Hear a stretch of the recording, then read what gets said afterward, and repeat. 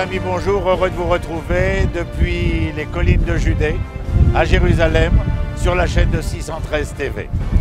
Vous entretenir de ce livre qui m'accompagne, livre biblique, commentaire biblique. Et aujourd'hui, je voudrais vous entretenir d'un sujet qui me tient à cœur, mais qui doit nous tenir tous à cœur. La plupart d'entre nous considérons, je crois que c'est la majorité, que nos enfants sont les meilleurs. Je crois en eux envers et contre tout, les aléas de leur histoire. Pour eux, j'ai peur, pour eux, je ne dors pas.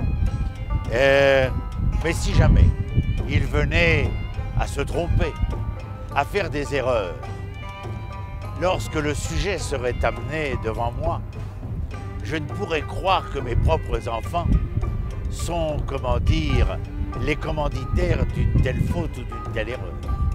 Il y aura toujours pour moi un responsable que j'appellerai le tiers coupable. Un jeudi soir, je rentrais d'une des grandes villes d'Israël et je passais par le centre où il y avait une place avec de nombreux jeunes garçons, jeunes filles, tous réunis autour de cette place. Il était, je pense, déjà minuit. La majorité d'entre eux parlaient, s'exclamaient, s'esclaffaient, mais tous avaient cette bouteille qui l'accompagnait, qui les accompagnait. Ils buvaient de cet alcool qui est devenu tellement le terrain d'entente et de rencontre de tout un chacun. Et je ne pouvais m'empêcher, à leurs parents, je ne pouvais m'empêcher de me poser la question de savoir si leurs parents savaient où ils étaient, ce qu'ils faisaient. Et vous allez voir pourquoi je regarde ce livre. Nombre de parents viennent nous rencontrer, à nous qui enseignons, et viennent, comment dire, s'épancher sur les difficultés de l'éducation, sur la conduite à tenir avec leurs enfants, mais en même temps, s'ils avouent les difficultés, les turpitudes qui sont les leurs face à cette éducation des nouveaux adolescents, ils accusent toujours le tiers coupable, comme je vous le disais précédemment.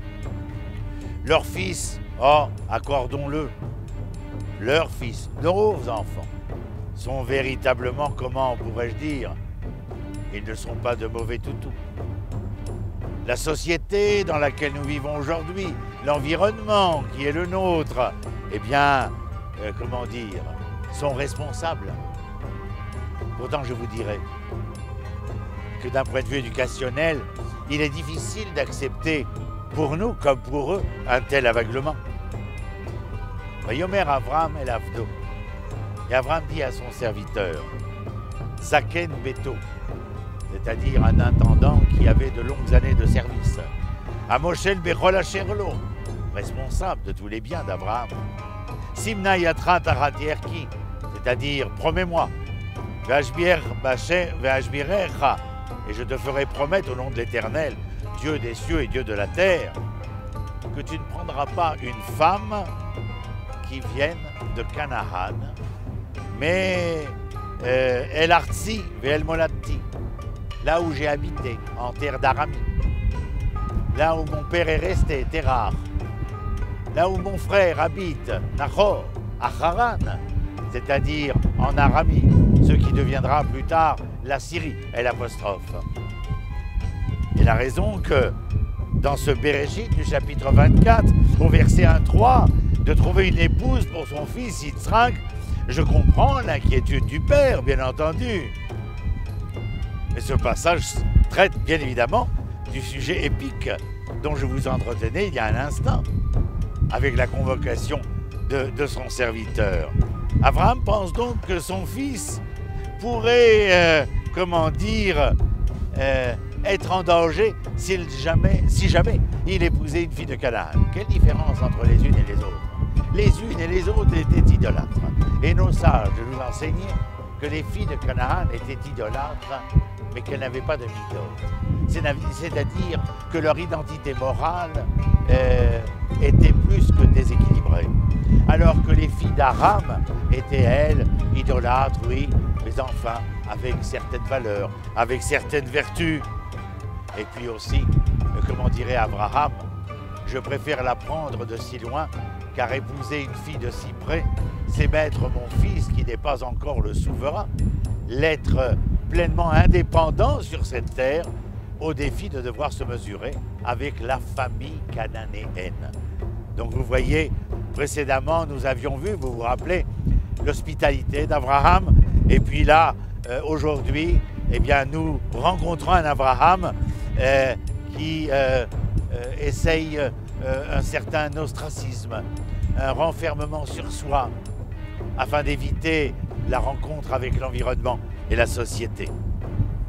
Pourtant, Abraham, vous vous rappelez, cette tente ouverte aux 4 vents, qui que tu sois, d'où que tu viennes.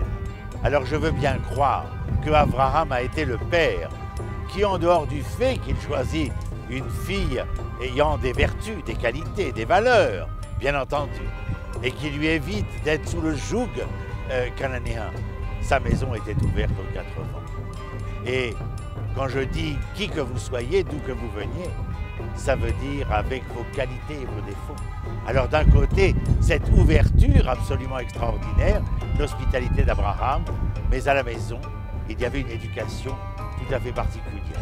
Que voulait dire cette éducation?